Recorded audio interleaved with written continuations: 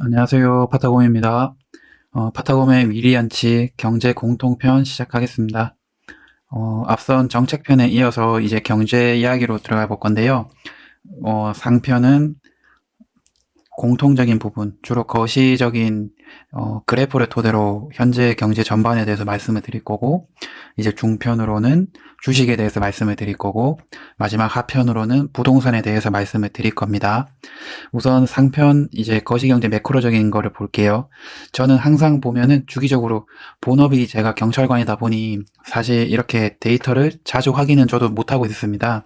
그렇지만 적어도 몇 주에 한 번 정도는 업데이트를 해서 현재 매크로적으로 어떤 상황에 놓여 있는지는 제가 꼭 확인을 하려고 하고요.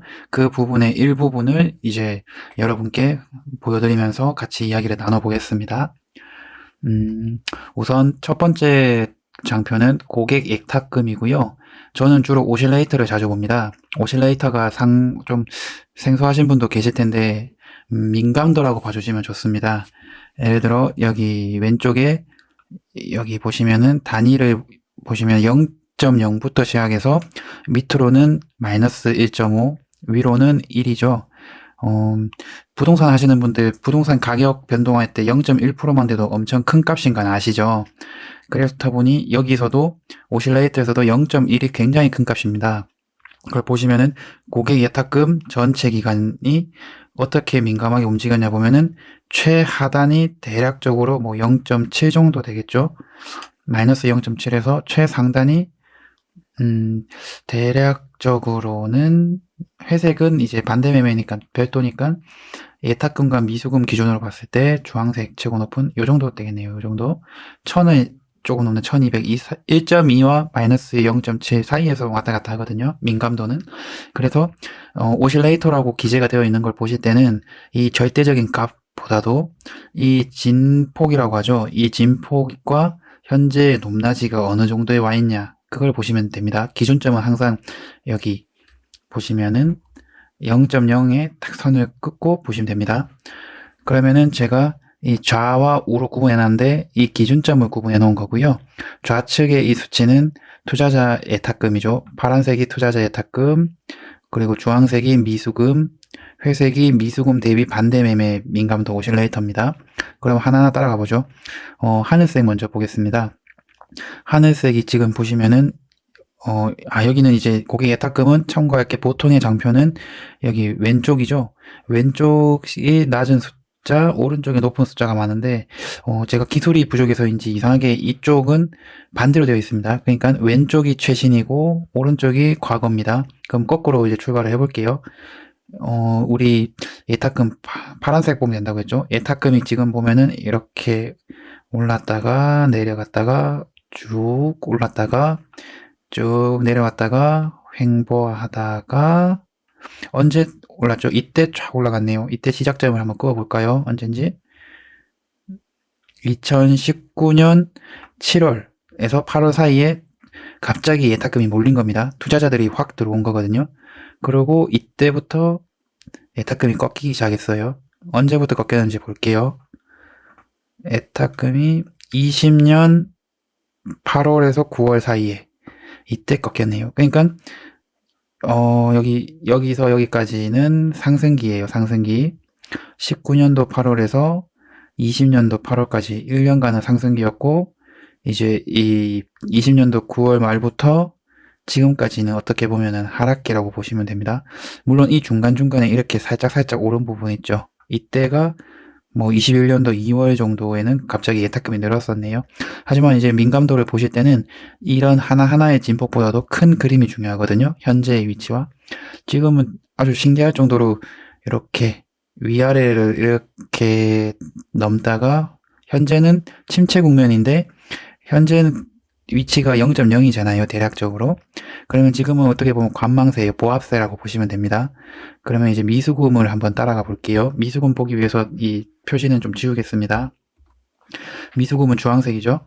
주황색이 진폭이 어떻게 되냐면 아주 이렇게 왔다가 올라갔다가 이렇게 올라가고 내려가고 이렇게 올랐다가 내려가고 오르고 내려왔죠. 그리고 현재 위치는 여기죠. 미수금도 이 그래프를 오른쪽에서부터 보시면 되는데 전반적인 흐름이 어때요? 점점 고조되었다가 점점 꺾이고 있었죠. 그러다가 다시 한번 미수금은 대출이라 보시면 됩니다. 대출을 내서 투자가 들어온 거니까 요 상승기에 발맞춰서 미수가 엄청 늘었는데 이때 미수가 엄청 깨져버렸죠. 엄청 줄었다고 보시면 돼요. 빚 내서 투자하는 사람이 무종의 이유로 많이 빚을 갚았다. 아니면 갚게 되었다라고 보시면 되거든요. 그리고 아까 제가 이 단위의 의미에 대해서 설명해 드렸는데 여기 보시면 0.1이라는 위치는 평균의 2배에 해당하고요. 마이너스 0.1은 평균의 2분의 1배. 그렇기 때문에 플러스 마이너스 0.1을 돌파하면은 어느 정도 우리에게 분기점으로서 의미 있는 숫자다. 0.1이 그만큼 큰 거예요. 그러니까 이게 0.5니까 여기 5등분 내보면 하나, 둘, 뭐 이 정도 되겠죠. 여기까지만 와도 엄청난 숫자라는 거예요. 변화가. 근데 진폭이 지금 엄청 어떻게 보면 심리가 눌려 있는 거죠. 거품이 좀 빠져 있는 거라고 보거든요. 그리고 어떻게 보면은 정부에서 이제 신용대출 규제를 하니까 B2에 나섰던 사람들이 급하게 다 대출을 갚아버린 걸 수도 있습니다. 이거는. 그리고 미수금 나왔던 거 대비 반대 매매가 얼만큼 나왔느냐. 이것도 오른쪽부터 시작이니까 0에서 시작해서 큰 변화는 없는 것 같습니다. 이날 갑자기 엄청 솟았네요. 이게 언제죠? 자, 2015년. 너무 머니까 기억도 안 나실 것 같고. 이렇게 약간 평이하게 가네요. 뭐 특별하게 그렇게 솟은 날은 없는 것 같습니다. 이후로는. 그러다가 지금은 0.05, 0.05가 아니죠. 오른쪽 기준, 여기가 기준이니까 0.0이니까 뭐 특별하게 높지도 않고 낮지도 않은 뭐 평안한 상황 같아요. 그럼 우리가 여기 고객 예탁금 오실레이터에서 알 수 있는 거는 현재 상황은 약간 보합 내지 소강 상태다라는 걸 알 수 있죠. 이 부분, 끝부분을 통해서. 이제 다음 장표로 가겠습니다. 이제 이거는 2021년부터 2013년까지 대략적인 뭐 긴 기간을 보여줬다면 조금 더 세밀하게 짧은 그 기간을 보기 위해서 고객 예탁금이 직전 연도 1년 전부터 현재까지는 어떻게 움직였냐 보는 거거든요. 이것도 오른쪽부터 보시면 됩니다. 일단 기준선을 제가 그어 드릴게요. 0.0이 여기죠. 자, 파란색 먼저 따라갈게요. 투자 예탁금은 어떻게 가는지 보죠. 1년간 거를 보는 겁니다. 대략 이렇게 올랐다가 유지, 조금 내리다가 서서서서 꺾이고 있죠. 이거는 일단 분명한 거는 작년 한 해도 이 구간이 가장 좀 개미들이라고 할까요? 우리 개인 투자자가 많이 들어왔네요. 20년 4월 달, 20년 4월이니까 코로나 끝나고부터 투자가 늘었다고 봐야 되겠네요. 그러다가 언제 꺾였냐?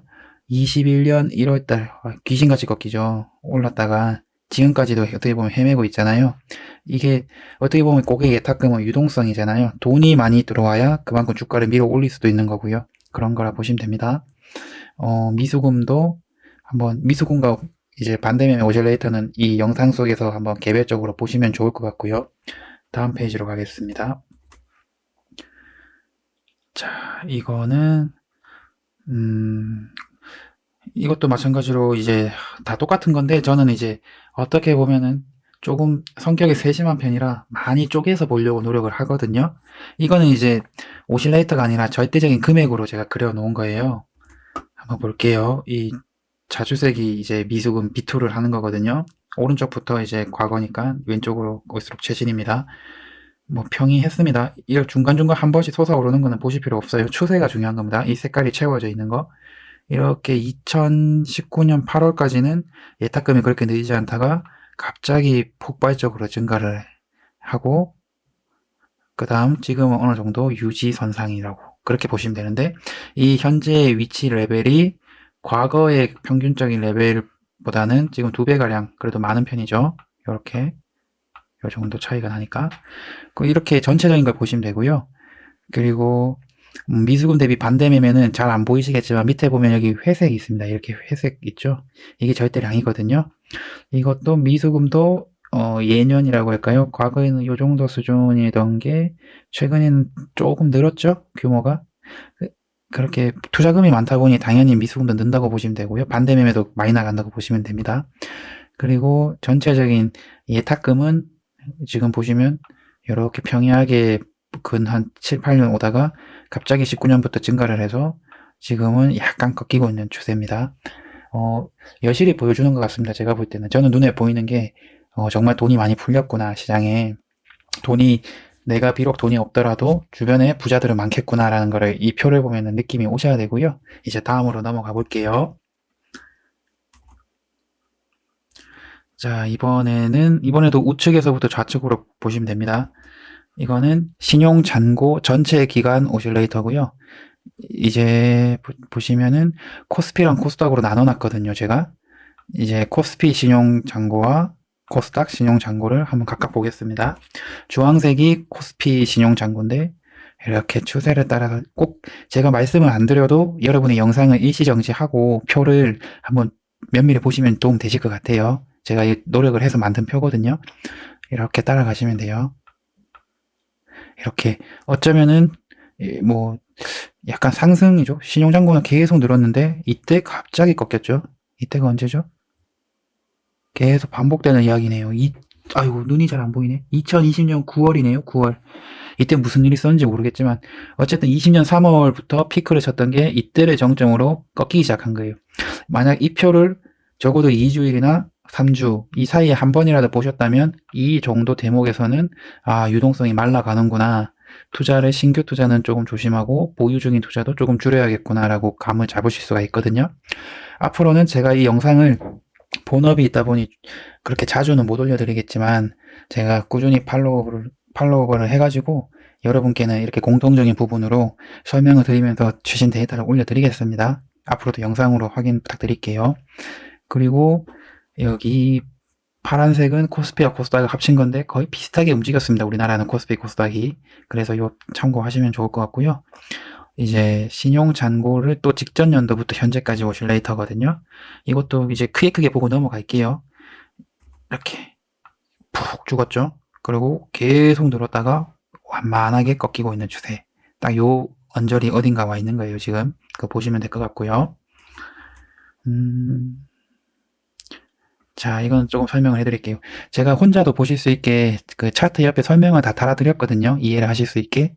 자, 코스피와 코스닥 신용 잔고가 주로 고점 기준이 16만이나 18만일 때, 그리고 코스닥의 경우는 고점이 8만에서 9만일 때가 어떻게 보면 특이점이라고 보는 거예요. 너무 과하다는 거예요.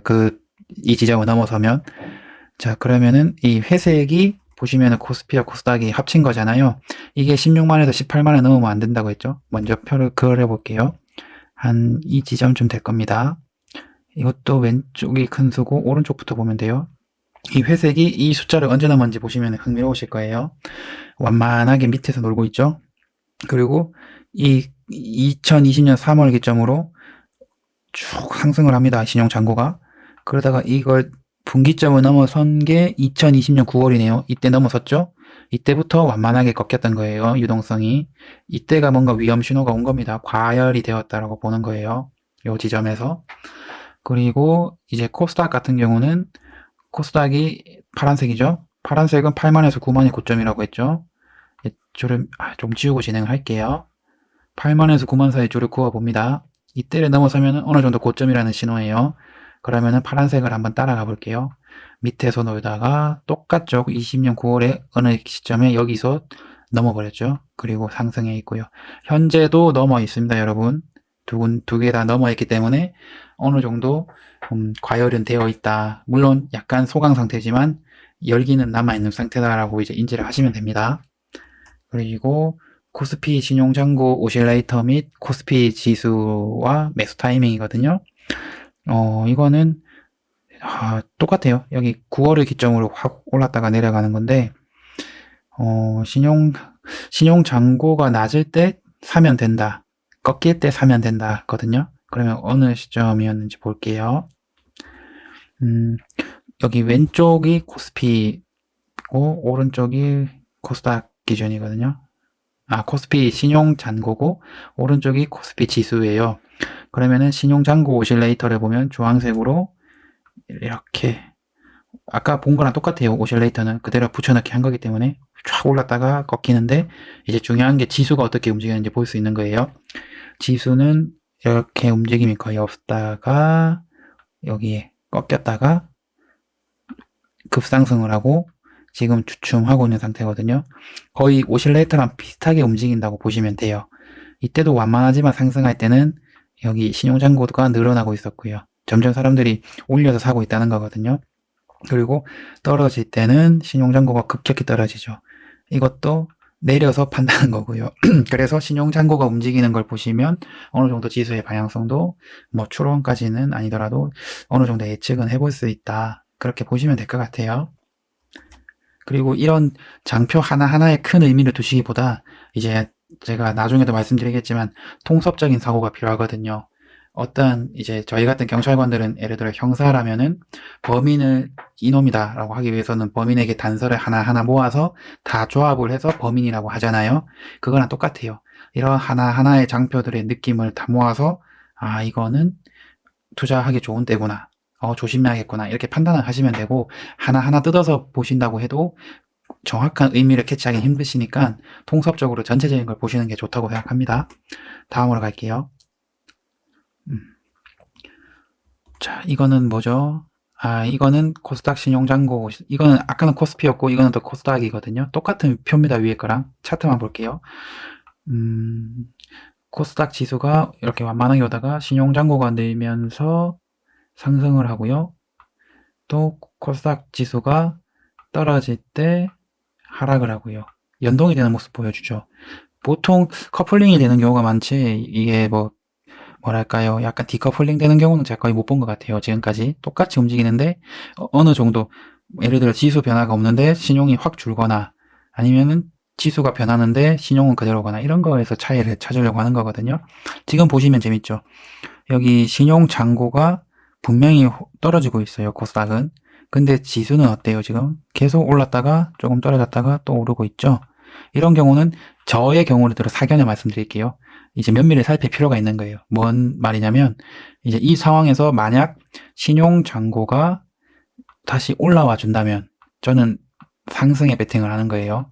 근데 이 상황에서 만약 신용 잔고가 계속 떨어진다면 조금이라도 더 그럼 지금 여기서 보합에서 심리적으로 딱 소강 상태인데 만약 신용 잔고가 더 떨어지죠. 그러면 저는 이제 여기서는 오버슈팅 어디냐면 여기만큼 갭이 생긴 이 구간에서 저는 떨어질 확률이 높다고 보는 거예요. 전체적인 지수를 말씀드리는 거예요. 개별 종목이 아니라. 그래서 저는 지금 며칠간을 주의 있게 계속 보려고 하는 거예요. 이런 식으로 이제 저는 본다는 걸 말씀을 드렸고 다음으로 갈게요. 이제 M2는 여러분 아시죠? 이게 뭐 평잔이라는 개념도 있고 조금은 한국은행에서 쓰는 그런 개념인데 어려울 수 있는데 그냥 간단하게 말씀드리면은 유동성 통화량이라고 보시면 돼요. 화폐량이라고 보시면 되는데 미국 거를 중점적으로 봐야 되거든요. 미국의 M2 전체 기간 오실레이터인데 이제부터는 이제 다행히도 왼쪽에서 오른쪽으로 갈수록 숫자가 커지니까 평소 보시던 차트대로 보시면 됩니다. 여기 경우는 자 미국 M2 전체 기간 오실레이터를 볼게요. 설명을 달아놨죠. 이게 상승하게 되면은 화폐가 많이 풀린 거니까 화폐 가치는 하락하고 인플레이션이 올 수 있고 금리 인상이 될 위험이 높아진다라고 적어놨죠. 지금 2011년도부터 그림이거든요. 계속 이제 세계 경제는 인플레이션으로 가는 거였어요. 사실 많이 들어보셨을 거예요. 이제 경제에 있어서 인플레이션이 오지 않으면 그 나라는 망한 거라는 말이 있거든요. 점진적으로 우상향을 한다는 게 정답이에요. 그래서 11년도부터 보시면은 여기까지 코로나 전까지네요. 정확하게. 코로나 전까지는 완만하게 우상향을 해왔는데 코로나가 이제 일어남으로 인해서 통화량이 급격히 늘어나고 있죠. 이 시중에 통화가 엄청 풀렸다는 걸 뜻하거든요. 그리고 사람들은 이제 테이퍼링이라든지 그런 긴축을 우려를 하는데 지금 현재도 그 바이든 대통령이 내놓은 그 인프라 법안이 통과가 지연되고 있는데 현 상황의 이 지점이죠. 이 지점이 오실레이터가 얼마인지 볼게요. 민감도가 얼마인지. 자, 0.4가 넘습니다. 아까 0.1만 돼도 엄청난 거라고 제가 말씀드렸잖아요. 근데 지금 무려 이 위치에 와 있다고요.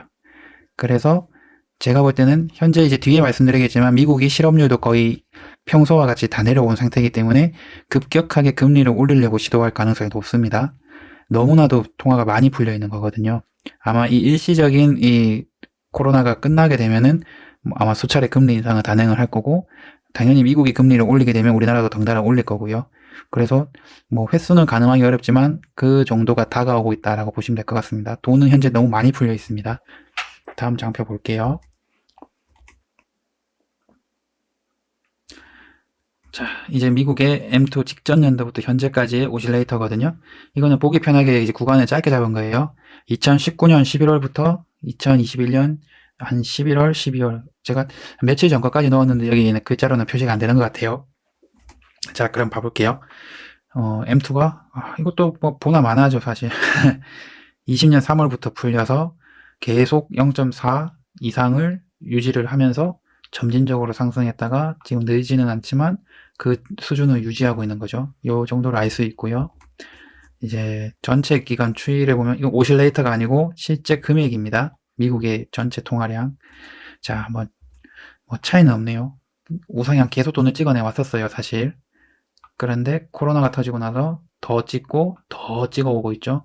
이게 어떻게 보면 S&P 500이 강세를 보이는 이유라고 볼 수 있어요. 아마 여러분이 2011년도에 미국 주식에 투자를 했다면 대부분 아마 기본적인 그 유동량의 힘으로도 엄청난 상승을 했을 거라고 보여지네요. 그거 참고해 주시고요.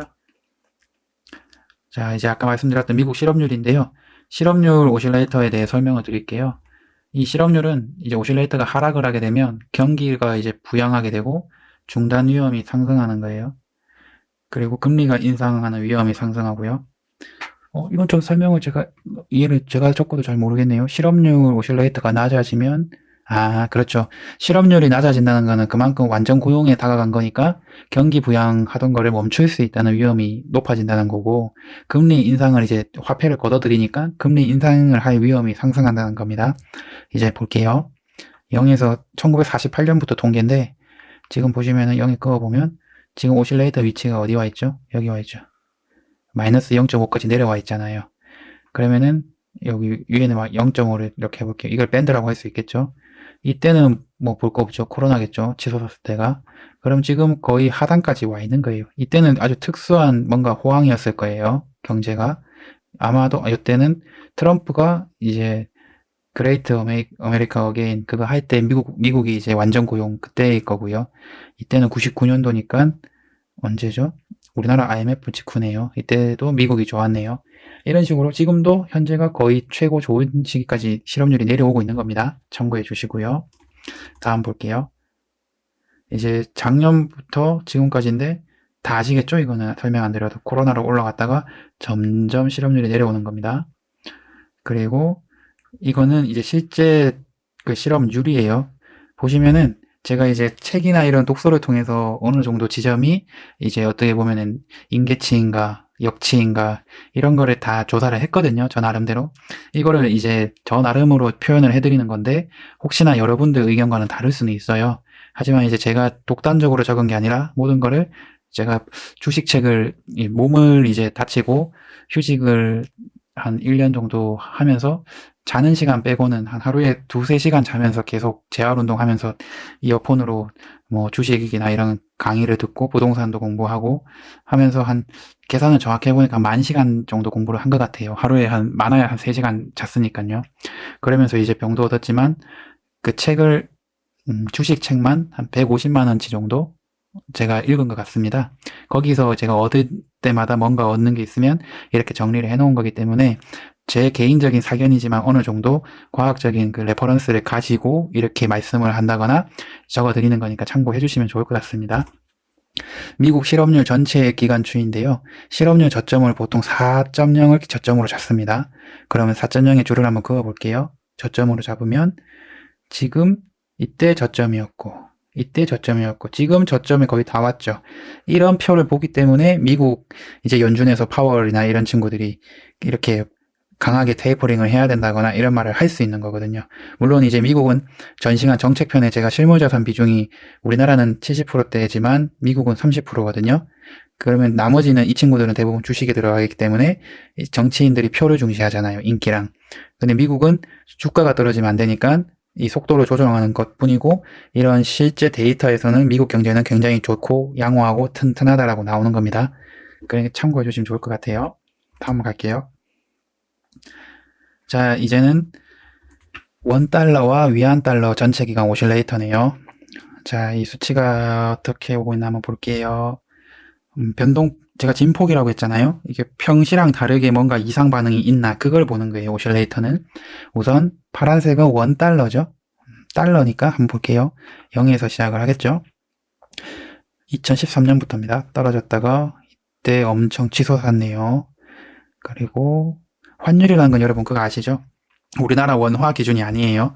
뭐 환율이 뭐 강세다 그러면은 미국 달러의 가치가 세지면은 강세라는 표현을 하는 거고, 미국 달러의 가치가 약해지면은 약세라고 하는 거예요. 환율은 미국이나 이런 그 대상 그 화폐의 가치를 말하는 거예요.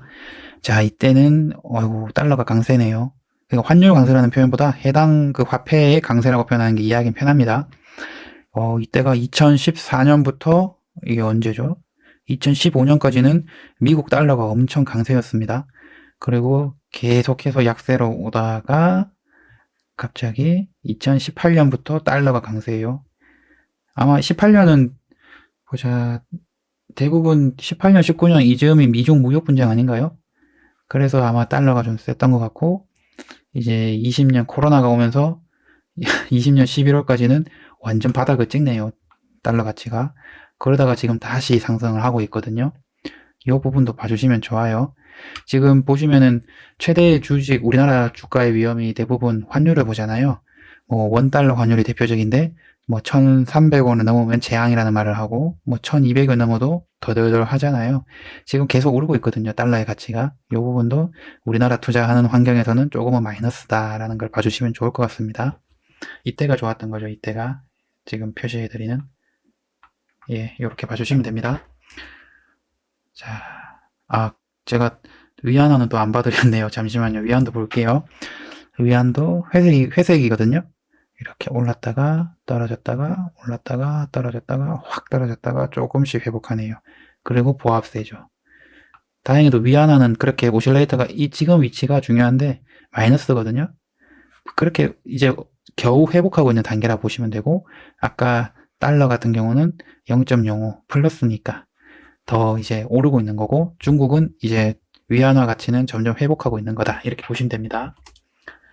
그리고 이거는 짧은 시간, 이제 직전 연도 걸 볼게요. 이제 보기 편하시겠죠? 이렇게 달러가 올랐다가 쫙 내려왔다가 쫙 올라간 겁니다. 단순하죠? 위안화를 볼게요. 이렇게 밋밋했다가 같이 쫙 내려왔다가 밋밋하게 완만하게 올라가는 거죠.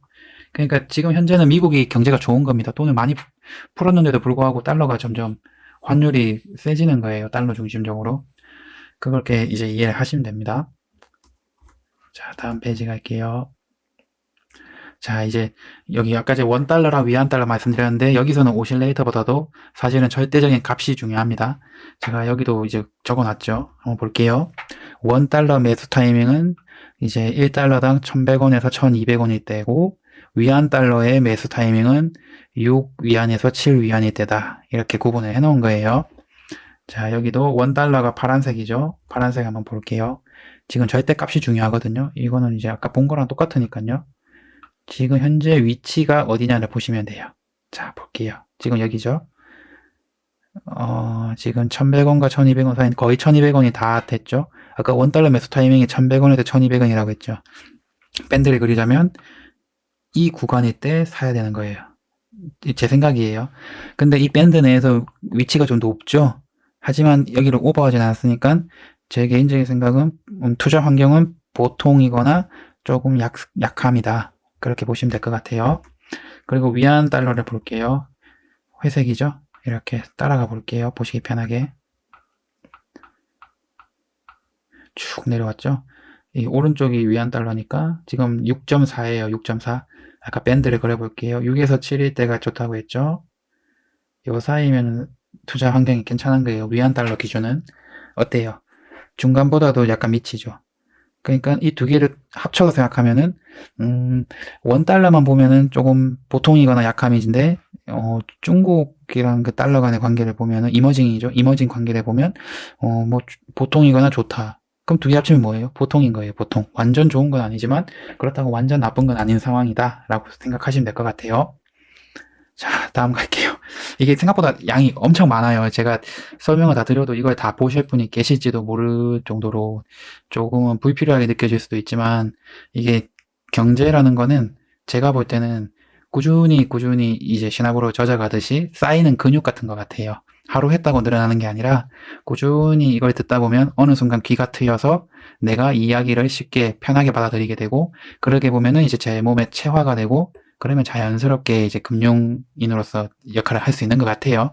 그러니까 조금만 참고 한번 들어봐 주세요. 이제 반 정도 온 것 같습니다. 반 이상 온 것 같기도 하니까 한번 계속 진행해 볼게요. 자, 유가와 구리죠. 이것도 오실레이터예요. 민감도. 이것도 적어놨습니다. 유가는 50에서 60달러가 골디락스라고 말하죠. 골디락스의 뜻은 뭐 대부분 아시겠지만 너무 뜨겁지도 너무 차갑지도 않은 적당한 상태, 즉 좋은 상태를 말하는 거예요. 골디락스가 50에서 60달러가 골디락스라고 말했고, 이 유가라는 거는 성질이 점진적으로 상승하면 좋은 거고요. 적정 유가는 80달러라고 했습니다. 그리고 구리는 높을수록 제조업이 활황입니다. 구리라는 거는 어떻게 보면 산업이 이제 PMI 지수나 그런 게 높게 나오면은 구리 값이 엄청 뜁니다. 구리는 경제의 그 화랑을 보여주는 바로미터라고 보시면 돼요. 자, 파란색이 유가 오실레이터죠. 자, 이거는 이 그림만 볼게요. 아까 제가 말씀드렸지만 이 설명처럼 절대 값이 중요합니다. 유가 같은 경우가. 일단 오실레이터로 감을 잡을게요. 0에서 시작해서 쭉 내려왔다가 보통 올라오고 보합 올라오고 보합 조금씩 내려가다가 코로나 때 거의 뭐 마이너스 엄청나네요. 이 정도면 선물이 마이너스 가까이 갔겠는데요, 진짜? 그리고 실제로 이때 갔었죠. 그때 어디 모 그 선물에서 마이너스인데 이걸 반영을 이제 예상을 못 해가지고 대응을 못 해줘서 뭐 피해가 나서 소송을 한다거나 그랬던 게 기억이 나네요. 그죠? 유가가 이때 거의 마이너스까지 갔던 것 같습니다. 그리고 유가가 반등을 시작하죠. 그리고 여기서 주춤 오르는 것 같더니 주춤. 유가가 제가 볼 때는 이 오실레이터만 보면 어느 정도 안정세에 있는 것 같거든요. 그리고 구리도 한번 볼게요. 구리가 완만하게 갔더니 코로나 이후로 갑자기 산업이 활성화가 오히려 됐네요. 경기라고 표현할게요. 경기가 좋아졌고 다시 경기가 좀 안 좋아지는 추세에 있습니다. 이제 밑으로 갈게요. 자, 직전 연도도 똑같이 생겼으니까 한번 봐보시고요. 다음 넘어갈게요. 이제 중요한 절대값이에요. 이건 좀 집중해서 볼게요. 아까 제가 뭐라고 말씀드렸죠? 골디락스는 50에서 60, 뭐 적당한 유가 가격은 80이라고 했죠? 일단 이런 거는 그려놓고 시작하시는 거예요. 자, 오른쪽이 유가니까 50에서 60을 먼저 박스를 좀 잡아 놓을게요. 요 박스 내에 있으면은 골디락스 최고 좋은 거고, 적정선은 80이라고 했어요. 요 선이라고 했어요. 자, 이제 유가는 파란색이죠. 자, 유가의 위치를 추적을 해보면 흥미로울 거예요. 계속 유가가 고공행진을 했어요. 경제 안 좋았을 겁니다. 그러다가 이때가 언제냐, 엄청 좋았네요. 계속 좋았을 거예요. 근데 좀 너무 내려왔죠? 회복을 했어요. 이 시기도 좋았을 겁니다. 여기까지. 이게 언젠지 한번 봐볼게요. 2016년 6월부터 2020년까지 화랑이었을 거예요. 딱 우리 그 황제 트럼프 재위 기간이네요. 희한하네요. 진짜 트럼프 때가 경제가 좋았나? 어쨌든 이제 따라가 보면 현재의 위치가 유가가 완전 꺾였다가 회복을 해서 이때가 좋았죠. 좋았는데 올라간다 위험하다 하다가 다시 꺾여졌어요. 이 말인즉슨은 유가는 지금 아주 좋은 구간에서 관리가 되고 있는 거예요. 큰 리스크는 없는 겁니다. 구리도 뭐 똑같죠. 유가랑 비슷하게 움직여요. 신기하지 않나요? 이렇게 유가가 어떻게 보면 경기의 바로미터라고도 할 수 있겠네요. 거의 커플링 돼서 움직이는 걸 볼 수 있습니다. 어쨌든 둘 다 나쁘지 않아요. 사실은 유가가 산업의 중요한 동력이잖아요. 에너지원이고. 그러다 보니 요즘 요런 위치에 있다. 이 정도로 봐주시면 좋을 것 같습니다. 다음 갈게요. 자, 이제 금입니다. 금. 여러분, 금은 사실은 어떻게 보면은 위험 자산이거든요. 아니다, 위험 자산을 해칭하는 자산이죠.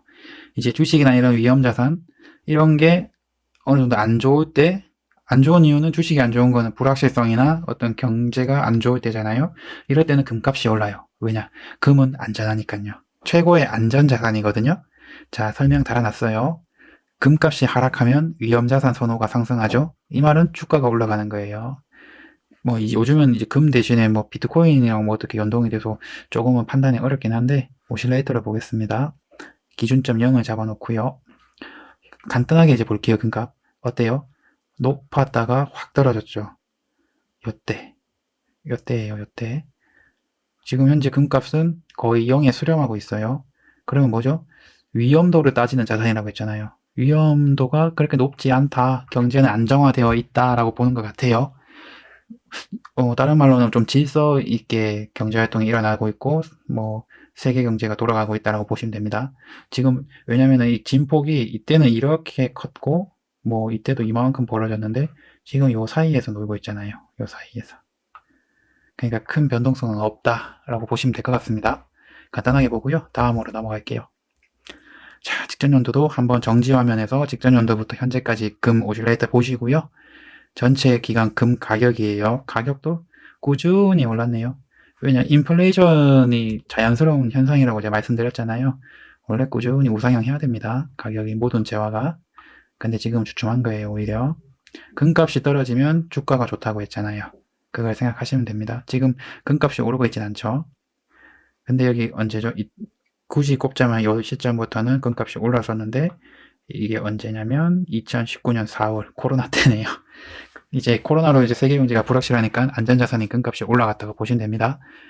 그러니까 이제 금이나 이런 대체자산 투자하시는 분도 이런 상성관계죠. 최고의 안전자산은 뭐다? 금. 이런 식으로 알고 계시면은 좋습니다. 다음으로 갈게요. 글자가 조금 작은데 제가 천천히 봐드릴게요. 미국 10년물 채권금리와 미국 2년물 채권금리 전체 기간이에요. 이거는 이제 보통 장단기 금리차 같은 걸 보기 위해서 이거를 많이 하는데, 기본적으로 상식인 거예요. 만기가 많이 남은 10년짜리가 만기가 짧게 남은 2년짜리보다 금리가 이자가 높아야 사람들이 돈을 맡길 거잖아요. 그게 원래 당연한 건데 한 번씩 이게 역전되는 현상이 옵니다. 오히려 많이 남은 10년물짜리 금리가 더 낮고 단기물 금리가 높거나 그런 현상인데 대부분은 둘 다 낮은 형태로 와요. 둘 다 금리를 거의 못 주는 거예요. 믿을 수가 없다고 되는 거거든요. 리세션이라고 하나요? 그 단어가. 그게 오고 6개월이나 뭐 이렇게 일정 기간 뒤에는 항상 불황이나 폭락이 왔다. 이런 통계가 있거든요. 그걸 보기 위해서 어느 정도 보는 겁니다. 즉 이제 이 말인즉슨은 10년물짜리 금리 절대값이나 오실레이터는 높을수록 좋은 거고 이제 2년물짜리 금리도 높을수록 좋지만 이제 요 차이가 클수록 좋다. 만약 2년물이 더 비싸거나 이렇게 역전이 되면 안 좋다라고 보시면 됩니다. 전체 그림으로 일단 봐보면 될 것 같아요. 두 개가 비슷하게는 가니까 이렇게 또 붙어가죠. 그러다가 2년물 가격이 툭 떨어집니다. 근데 10년물 안 떨어지고 계속 올라가요. 똑같이 올라가는데 이 갭은 벌어져 있잖아요. 이런 게 좋은 거예요. 그러다가 여기 한번 집중해서 볼게요. 10년물 금리보다 2년물이 더 지금 어때요? 높죠? 이러면 안 돼요, 여러분. 지금 뭔가 문제가 있는 거예요. 이 시점부터. 이게 언제죠? 이때 역전이 났네요. 21년 6월이네요. 이거는 이제 여러분 오해하시면 안 되는 게 절대값은 역전이 안 났을 수도 있는데 이 변동폭에서는 이미 이상 증세가 21년 6월에 난 거예요. 이제 단기물 금리가 치솟고 장기물 금리가 내려온다는 거예요. 요거 참고만 할게요. 자, 요것도 여기 역전 오실레이터 표시가 확연히 보이죠? 이렇게 참고하시고요. 자, 이제 설명부터 볼게요. 10년물 금리 기준점이 1.5%보다 낮고 2년물이 0%일 때 주식이 선호된다. 장단기 금리가 역전되면 불황을 뜻하고 10년물이 전년 동기에서 2배가 높아지면 변곡점이 온다. 뭔가 문제가 생긴다. 그러니까 저도 이걸 다 외우지 못하고 그때그때 이렇게 기록을 해놓고 저도 이런 식으로 학습을 하는 거거든요. 차트를 볼 때마다. 여러분도 이 데이터의 어떤 레퍼런스를 제가 그때그때 적어놨으면 좋은데 그 책들마다 제가 다 찾아서 뭔가가 나오면은 적어놓고 해서 모은 거거든요. 그러다 보니 뭐 대체로 이렇게 나와 있는데 여러분만의 기준으로 한 번 더 검증을 하시기를 부탁을 드릴게요. 자, 10년물 금리가 1.5%보다 낮아야 좋다고 했죠. 기준점은 무조건 끊는 거예요. 이럴 때는 1.5 여기에요. 그러면은 10년물 파란색이 이때보다 낮을 때가 요 지점이죠. 요때가 좋았던 거예요. 그러면은 실증적으로 날짜를 찾아보는 거예요. 이때가 시작이네. 20년 2월 달부터 아마도 제 생각엔 이때 21년 2월까지가 좋지 않았을까라고 봐지는 거예요. 금리상으로는요. 근데 현재 위치가 중요하죠. 현재는 살짝 넘었다가 다시 다행히 제자리로 돌아왔네요. 이 기준선 밑으로. 그리고 이때 한 가지 더 조건이 있었어요. 2년물 금리가 0%에 수렴하면 좋다. 아까 제가 2년물도 높을수록 좋다고 설명했죠. 그거 아닙니다. 2년물은 낮을수록 좋아요. 이거는 좀 사족 같은 이야기긴 한데, 이거는 채권 금리잖아요. 채권은 위험이 없는 자산이죠. 만기가 되면 확정 이자를 받는 거잖아요. 근데 만약에 이 채권 금리가 높으면 어떻게 되겠죠? 주식시장 관점에서 100% 바라보는 거예요. 주식시장에는 안 좋은 거예요. 왜냐? 주식시장에는 기대 수익률이라는 게 있죠. 예를 들어 내가 뭐 삼성전자에 투자해서 1년에 10%가 목표인데 만약 2년물 채권 금리가 5%면 어떻게 돼요? 나는 이제 어드밴티지가 아니라 주식 투자자 입장에서는 이 핸디캡을 먹는 거예요. 5%를 추가 수익을 내야지 되는 거예요. 왜냐? 은행에 맡기기만 해도 5%가 나오는 상황이 돼버리니까. 반대로 채권 금리가 0%면 어떻게 돼요? 삼성전자는 오롯이 10% 수익을 내면 이 채권 대비 수익률 10%가 달성이 되는 거잖아요. 그러니까 이거는 어드밴티지를 먹는 거죠. 주식시장 입장에서는 채권 금리가 낮을수록 좋다라고 생각하시면 됩니다. 그 2년물 금리가 0%면 좋은데 0이 이 선이네요. 지금 이때가 최고 금리가 낮았죠. 즉 이때가 이제 제가 볼 때는 저도 정확하게 뭐 차트를 기간별로 볼 수 있는 시간이 없어서, 근데 금리 데이터를 비춰보면 이 기간이 가장 좋았다라고 볼 수 있죠. 이런 것도 하나의 단서가 되는 겁니다, 여러분. 현재도 나쁘지 않은데 현재는 뭐가 문제죠? 단기 금리가 치솟고 있죠. 이 추세도 무시를 못하는 거예요. 이런 거 참고하시면 좋고요. 다음으로 가면 이제 장단기 금리 차를 갖다가 제가 해놓은 거예요. 빼기예요, 빼기. 이제 이 값이 당연히 0보다 커야지 되는 거고 0보다 작으면 역전이에요. 이거 절대값이니까 중요합니다. 한번 기준점 0을 그어 볼게요. 여기보다 내려오면 안 돼요. 이때 헬게이트 열렸겠네요. 근데 제가 본 책에서는 역전이 일어나고 대략 3개월에서 6개월 되니까 그 뒤로 가보면 한 요 선 정도 되거든요. 이 안이 언제죠? 2019년 12월에서 2020년 3월 22일이네요. 참 소름 돋는 일 아닙니까? 아니, 물론 이거는 우연일 수도 있는데 이거를 어느 정도 학습을 했던 분이라면 적어도 이 시점에 도달했을 때 공격적으로 들어가진 않으셨을 것 같아요. 이게 매크로의 힘인 것 같습니다. 물론 이 모든 걸 뛰어넘고 정말 그냥 매크로가 아니라 이런 마이크로 기업 단에서 내가 연구를 해서 확신이 있으면 오래 끌고 가면 언제든지 나중에는 회복을 하니까 그런 걸 생각하는 분들은 매크로를 신경 안 쓰셔도 돼요. 크게는. 그치만 우리는 모든 도구를 다 써야 됩니다. 저는 경제를 할 때 뭐 주식뿐만 아니라 부동산도 같이 학습이 되는 걸 느꼈고요. 이런 매크로가 나중에 제가 뭐 대출 상환을 하거나 금리를 예측하거나 어떠한 그런 걸 모든 거에 연동되는 통섭을 늘려주기 때문에 이런 매크로도 꼭 보시라고 저는 추천드리고 싶어요. 이제 계속 진행하겠습니다. 자, 이거는 프레드에서 제가 가져온 그 자료고요. 10년 금리와 2년 금리 차이인데, 이거는 제가 가져온 이유가 제가 여기 취합을 해서 만든 거는 시작점이 2014년부터밖에 없더라고요. 어디 찾아봐도. 근데 우리 위대한 프레드 사이트에 가시면 이 기간이 무려 1980년대 이전 거부터 해서 나옵니다. 그리고 아마도 이 회색이 아까 제가 말씀드렸던 리셉션, 이제 장단기 금리차가 발생하고 뭐 얼마간 뒤에 뭐 하락장이다 이런 걸 표시를 해주신 것 같아요. 그러면 이렇게 표시를 하고 볼게요. 자, 여기 역전이 언제 일어났죠? 이 0보다 작으면 역전이거든요. 요때 역전이 일어났죠. 요때 역전이 일어났죠. 요때도 역전이죠. 요때도 역전이죠. 이 무서운 거예요. 지금 코로나 국면에도 요때 짧게지만 역전이 일어났단 말이죠. 요런 거를 미신이라고 봐야 될까요? 근데 저 같으면 조심합니다. 도다리 두드려서 뭐 나쁠 건 없잖아요. 예를 들어 이런 식인 거예요. 제가 기업단에 자신이 있으면 100% 그냥 그 올인을 할 걸 뭐 기간으로 나눠서 분산 투자, 분할 매수를 한다거나 이런 식으로 위험을 해칭할 수는 있잖아요. 그런데 참고하시면 좋습니다. 자, 다음으로 갈게요. 이거 너무 많네요, 진짜. 잠깐만, 머리가 막 띵한데.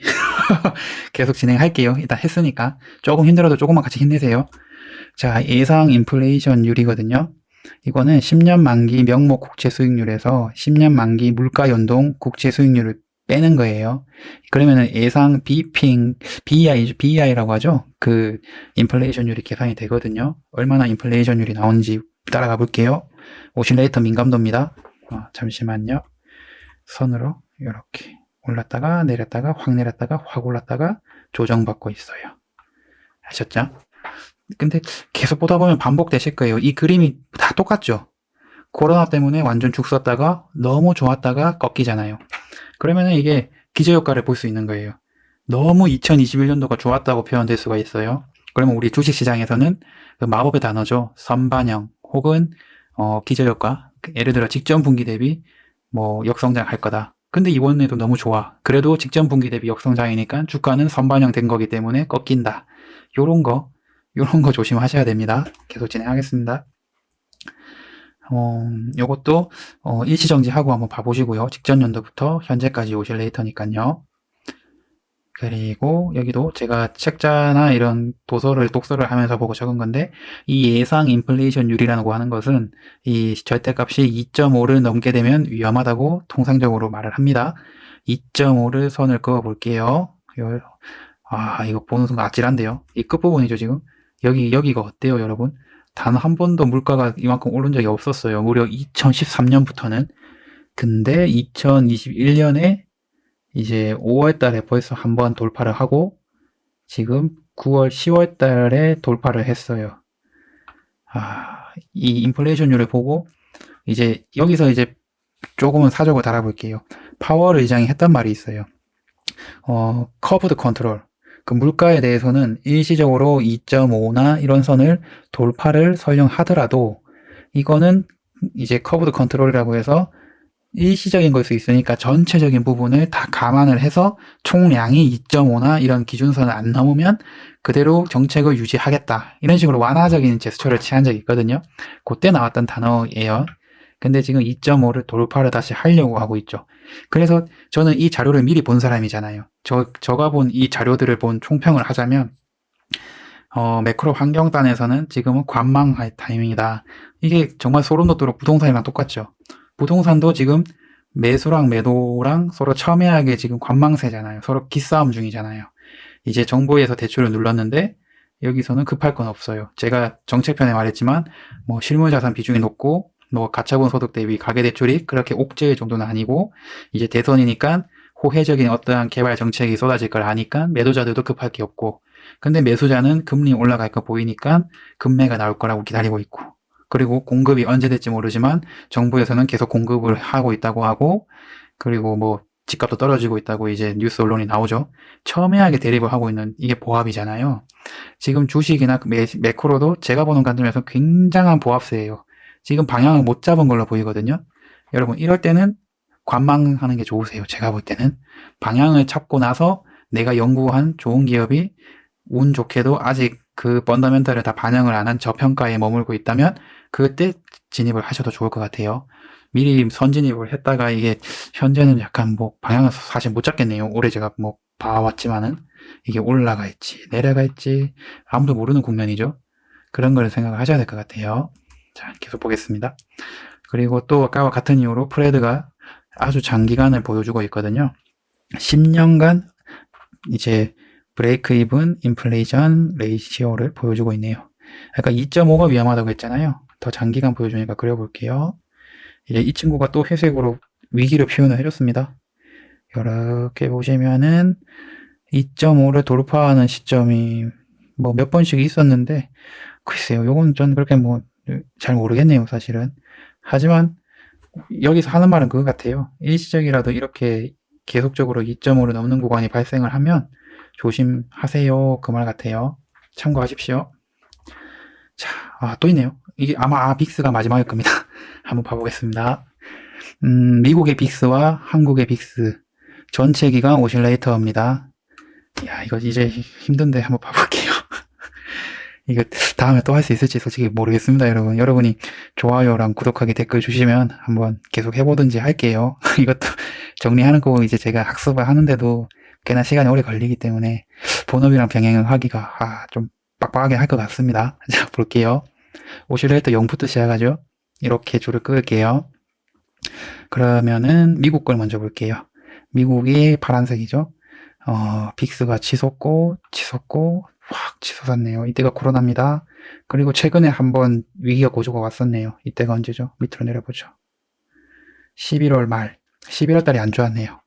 그리고 밑에를 조금 현재는 평화롭게 좀 내려온 상태인데 지금 오실레이터 상으로는 거의 또 멈춰 있습니다. 이것도 관망세예요. 한국도 거의 같이 움직이네요. 우리 주식이 그렇잖아요. 미국이 올라가면 올라가고 미국이 떨어지면 대체로 떨어지고 거의 뭐라고 설명을 할까요? 이게 프록시라고 할까요? 따라 움직이는 경향이 너무 완연하게 드러나기 때문에 같이 봐주시면 좋을 것 같습니다. 다음은 이제 최근 직전 연도부터인데 당연히 코로나 때는 안 좋았지만 현재 추세가 중요합니다. 이때가 이제 추세 추종을 하시는 분들은 이런 것도 참고하시면 좋아요. 이때가 위아래 등전은 이제 고전은 있지만 전반적인 상승세를 하락세가 보이잖아요. 그 이후에 다시 이제 뭔가 함선이 고개를 돌리는 듯한 느낌을 받는데 이렇게 완만하게 이렇게 파티는 끝났다는 걸 말을 해주는 거 아닌가 싶어요. 그게 21년도 8월 정도네요. 참고하시면 좋을 것 같아요. 자, 이것도 제가 또 어디서 책자를 보고 적어놨네요. 빅스가 10에서 20은 안정권이고 20에서 30은 평균, 40에서 50은 위험, 60 이상은 공포다. 이렇게 이건 또 도표를 그어놓으면 편합니다. 우선 가장 높은 60 마지노선입니다. 그리고 이제 네모난 걸로 할게요. 40에서 50 위험 구간, 20에서 30 평균, 안정은 10에서 20이네요. 자, 현재 위치는 안정과 평균의 그 중간 정도 지점이니까 나쁘지 않은 거죠. 근데 여러분 빅스의 특징이 순식간에 올라가 버립니다. 그래서 어느 정도 이제 치고 올라가는 그림이 나와주면은 발빠르게 대응을 해야 되는데 우리 개인들은 그게 힘들잖아요. 그래서 빅스는 이제 어떻게 보면은 우리가 뭐 선행지표를 담기보다는 전반적인 추세를 통해서 앞을 그냥 예측을 해야 되는 것 같아요. 이걸 보고 대응은 못 하거든요, 절대. 보면은 어때요? 이 절대값이 완만하다가 갑자기 코로나 때 팡 쏟았다가 다시 제자리를 찾아오는 것 같은 느낌. 그래서 저는 큰 위기가 없는 한 이건 빅스는 큰 문제는 안 될 것 같다는 생각이 드네요. 자, 다음 갈게요. 아하, 이제 공통 분야는 거의 끝나가네요. 제가 이제 그래프로 된 거시 매크로를 먼저 설명을 드렸고 간단하게 이제 워딩으로 되어 있는 거를 한번 몇 개만 읽어드리고 공통 분야 마치고 다음에 주식 분야로 넘어가겠습니다. 자, 경제 전반에 적용되는 사항들 알아볼게요. 중국이 양적 완화를 사실상 시작을 했습니다. 닝지저라고 하는 사람이 있는데요. 닝지저가 국가발전개혁위원회의 우리나라 장관급에 해당하는 부주인 겸 국가통계국 국장이라고 하는데요. 중요한 위치에 있죠. 한번 이 사람이 어떤 말을 했는지 좀 볼게요. 2021년 중국의 성장률을 8%로 예상을 했네요. 그리고 14차 5개년 경제계획에서 양적 완화를 시사를 했고요. 인프라 개발 계획을 언급을 했고 금리와 지준율 인하를 또 언급을 했어요. 이거는 제가 볼 때는 의미가 굉장히 큰 것 같아요. 왜 그런 거 하니? 통화정책이랑 재정정책이 다 나왔죠. 이제 국가가 쓸 수 있는 그 원투펀치가 통화정책, 재정정책이에요. 미국을 중심으로 말씀을 드릴게요. 미국의 연준, 파월 의장이나 연준에서는 이런 금리를 만진다거나 뭐 지준율 아니면은 채권 매입이라든지 이런 걸 통해서 통화를 통해서 이제 어떠한 뭐 재정책을 쓰고 이제 정부, 미국 재무부 있죠? 뭐 원런 그 재무부 장관도 계신 그 재무부 같은 경우에는 인프라 개발 계획을 언급을 했다는데 돈을 직접적으로 푸는 곳이에요. 여기는 화폐를 이제 돈을 살포하듯이 양적 완화를 하는 곳이거든요. 이 두 가지를 다 쓴다는 거잖아요. 중국은 지금 엄청나게 돈을 풀겠다는 겁니다. 또 그런 돈을 푸는 환경을 만들어준다는 거고요. 금리를 오히려 내리겠다고 하죠. 아까 미국은 금리를 올릴 가능성이 높죠. 실업률도 다 떨어졌고 인플레이션도 높아지기 때문에. 근데 중국은 여력이 있는 겁니다. 사실 이번 코로나 때도 중국만은 돈을 안 풀었거든요. 아직까지. 그리고 중국은 베이징 올림픽이 있기 때문에 자기들이 어떠한 경제적인 위치에 도달했다는 걸 보여줄 필요가 있기 때문에 어떻게 해서든 경기를 부양시키려고 할 거예요. 그리고 이 지준율이라는 개념이 조금은 생소하실 수 있는데 간단하게 설명을 드리면 우리 은행이 있으면 은행에 우리 국민들이 예금을 100조를 했다고 치면 그 100조에 대해서는 은행이 원래는 다 현금으로 가지고 있어야 되잖아요. 언제든지 이 사람이 돈을 돌려달라고 할 수 있으니까. 근데 이제 은행 보고 그렇게는 못하고 현실적으로 대략 뭐 20%면 20% 이렇게 현금으로 보유하고 있어라라고 하는데 그거를 풀어주겠다는 거예요. 그러니까 현금을 보유해야 되는 이유를 내려주겠다는 거니까 그 내려간 비율만큼 다시 대출을 일으키겠죠, 은행에서 일반인들한테. 그러니까 경기가 살아날 거예요. 돈을 중국에 푼다는 소리입니다. 그러면은 이제 대중국 상대하는 그런 기업들한테는 호재겠죠. 뭐 대표적으로 요즘에 주가가 좀 안 좋은데 뭐 LG 생활건강 있잖아요.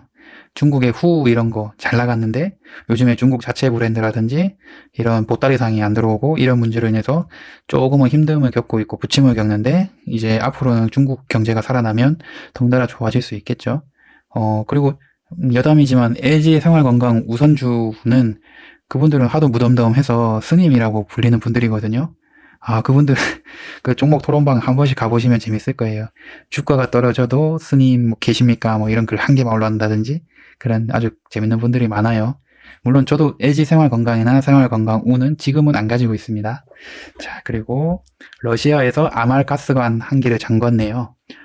이것도 배경 설명을 좀 해드려야 되는데 간단하게 말씀드리면 우크라이나를 사이에 두고 서유럽이랑 러시아랑 분쟁이 있는 건데 우크라이나가 이제 자기들 나토에 가입을 하겠다고 하니까 이제 러시아 입장에서는 과거에 자기들 수도인 키예프가 우크라이나에 있는데 만약 우크라이나가 서유럽과 동맹을 맺으면 바로 러시아 코앞에 서방 국가가 있게 되는 거니까 반대를 하는 거예요.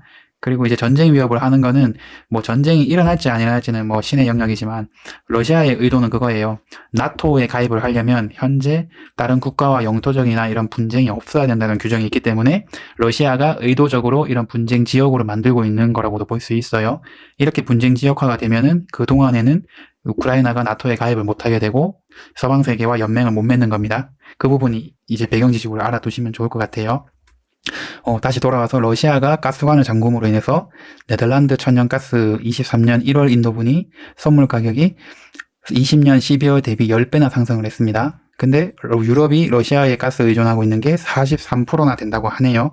이게 우리한테 문제는 뭐냐면 이제 겨울철이라 가스를 많이 써야 되는데 유럽이 에너지 기업들이 이제 미국산이나 중동산 천연가스 매집에 들어가면서 아시아 지역 천연가스 가격도 덩달아 상승하고 있다는 게 문제입니다. 대신 가스 관련 주식에는 좋겠죠. 가격이 올라가니까요. 참고해 주시면 좋을 것 같고요. 자, 이제 주식 분야는 따로 영상을 제작을 해서 제가 말씀을 드리도록 하겠습니다. 장시간 너무 고생하셨습니다. 감사합니다.